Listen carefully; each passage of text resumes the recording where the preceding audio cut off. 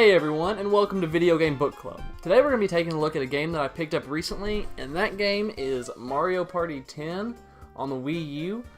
I got this last week when it came out, the day of, actually the same day that I got my Golden Mario. And what I was really hoping for was kind of an experience similar to that of what used to be the norm in Mario Party 2, and Mario Party 3 back on the Nintendo 64. What I got was a little bit different, and so we're just going to go ahead and take a look at that right now. I'm sure most of you are familiar with the original Mario Party that debuted on the Nintendo 64 way back in 1998. Well, I have to say, if you really enjoyed that style of play, Mario Party 10 is probably not going to be for you. First things first, hopefully you've got some extra Wiimotes laying around, or you won't be playing this game at all, as the only controllers that are supported are Wiimotes and the gamepad.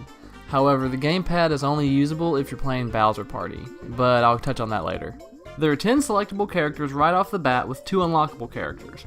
I won't say who they are for spoiler reasons, but I will say that one of them isn't someone I was personally expecting. However, a familiar face does return as Donkey Kong is finally a playable character again.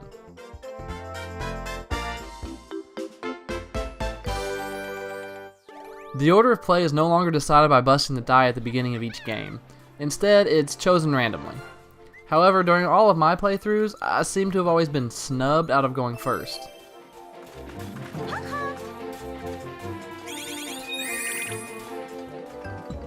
There is also a lack of Bowser spaces in the regular party mode, at least until you release Bowser from his prison cell. That's right, you have to release him if you aren't playing Bowser Party. On the very first roll, Toad will pop up informing you that if you roll each number once, you'll free Bowser. The screen on the gamepad keeps track of what numbers remain before he is freed. There is also a space up in the top corner of the screen that serves as a countdown as well. Players travel around the board together in a cart rather than separately, which is insanely annoying. And instead of paying 20 coins for 1 star, you receive mini stars for completing minigames, duels, and pretty much everything else. The whole cart thing is somewhat alleviated in the amiibo party mode, but I'll get to that later.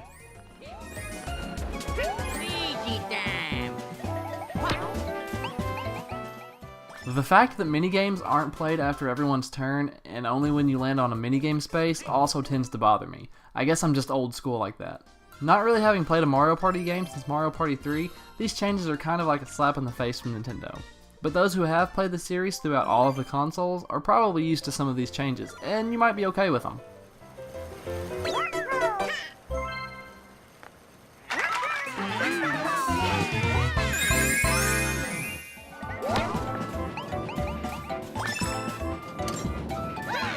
The person who rolls the final number to release Bowser gets totally screwed out of half of their mini stars, which really sucks.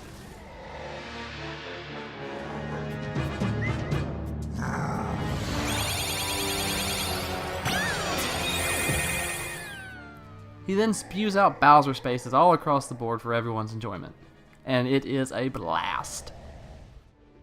If you happen to land on a Bowser space, you'll have a random event happen, from reverse minigames where the objective is to lose, to giving up all your mini-stars, which essentially lands you in last place, so screw you.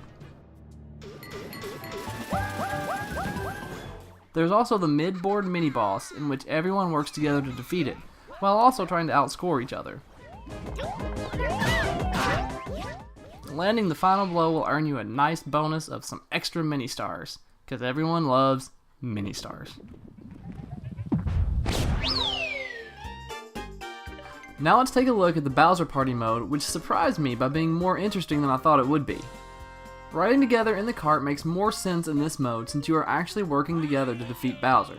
This mode can be played with up to 5 people, one of which is in control of Bowser using the gamepad, which is freaking awesome. For the players to win, they need to make it to the superstar at the end of the level before Bowser takes away all of their hearts. Yes! In order for Bowser to win, he must take away all of the hearts before the players reach the superstar. Players can earn more stars throughout the board by landing on heart spaces, or random events like freeing a Toad and receiving some as a reward.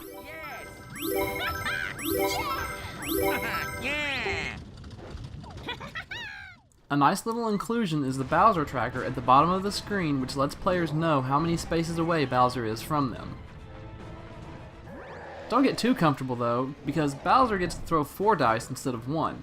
However, having the 4 players go before Bowser tends to even things out a little bit. Although, towards the end of the game, Bowser will go after each player, and this is when things start to get really interesting. The first time you roll with Bowser, Bowser Jr. will show up and allow you to re-roll if you want to. Although it is a gamble, as you may roll a lower number than you currently have. Bowser Jr. will also appear to give you an extra die if he thinks you need some help catching up, which you probably will.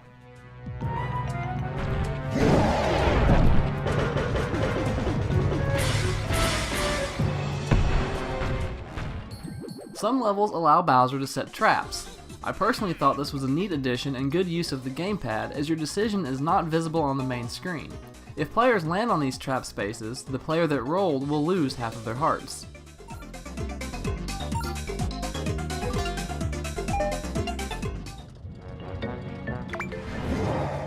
When Bowser finally catches up to the players, a minigame, or Bowser Battle, will begin.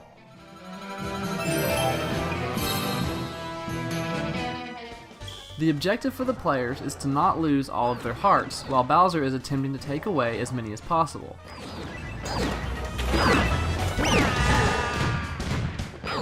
Should a player lose all of their hearts, they will be removed from the game. If a player is eliminated, they still have a turn to collect die. However, should the remaining party receive hearts, those eliminated players will return.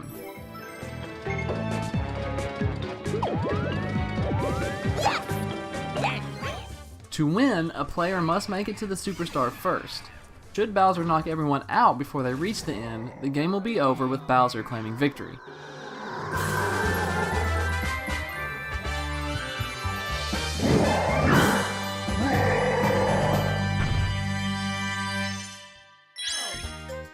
Amiibo Party is a very stripped-down version of classic Mario Party, although it is unfortunately hidden behind a wall of what could be seen as pay-to-play, because you need to have at least one compatible amiibo to unlock this mode.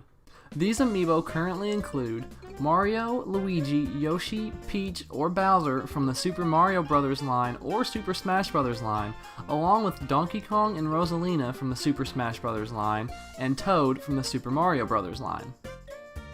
Up to 4 people can play while using 1 amiibo per person. Hopefully, you don't mind overwriting your save data on your amiibo, because it is going to happen. And if it's your first time using a particular amiibo, you'll have to take some time to configure it to work with Mario Party 10. The board is decided by tapping your amiibo to the gamepad. If there are 4 players, the board will be split into 4 different sections depending on the amiibo in use. Sadly, I'm playing alone here, so you only get to see one board. Yep. Coins and stars make their triumphant return, and each star will cost you 20 coins. Once everything is ready to go, gather around the gamepad because you will be using it constantly, almost to the point of being annoying. Like I mentioned before, the cart issue is alleviated here, but another problem arises. Prepare yourself for constant tapping.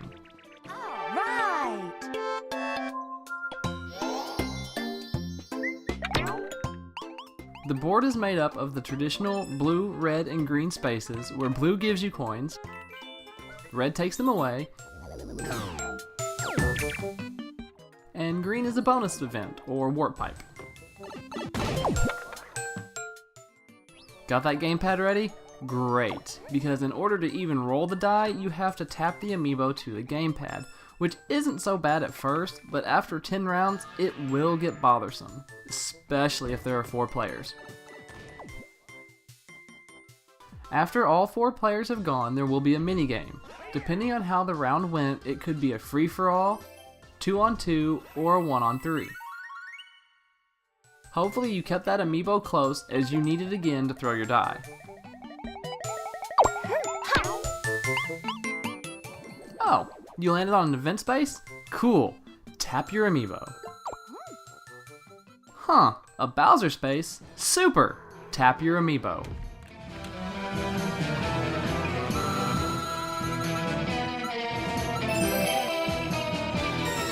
Wow, cool! You got a token! Now tap your amiibo.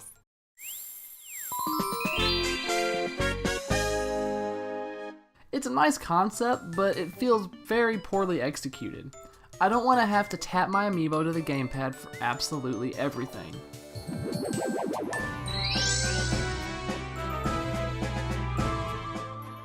At the end of the game, the player with the most stars wins. That's it, plain and simple.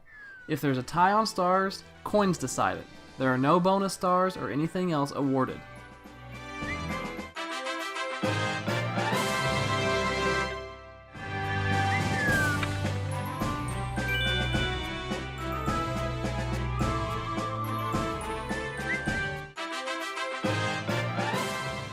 After all is said and done, you get to see what you've unlocked for your amiibo. Tap it once more to the gamepad to save your data.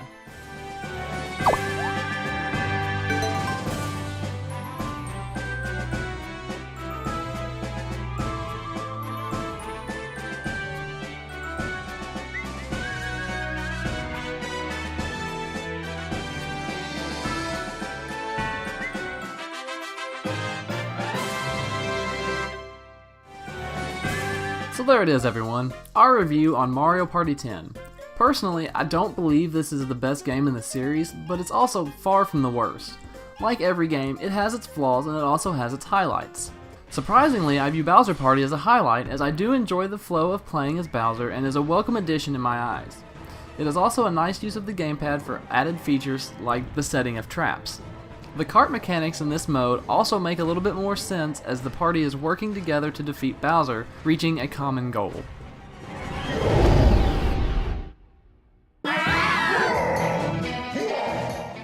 I thoroughly enjoyed Amiibo Party as it closely mimics the Mario parties of old. While the constant tapping of Amiibo to the gamepad does wear on me after a while, the type of gameplay involved is simple and to the point. A few things are lacking to make it as good as the classic Mario Party, and being locked behind a wall of having to buy compatible amiibo does kind of suck, even if it is a smart move on Nintendo's part. I only wish more could have been done with the amiibo currently released. For instance, I would have loved to have been able to play as Meta Knight. It's not like the models haven't already been made for Super Smash Bros.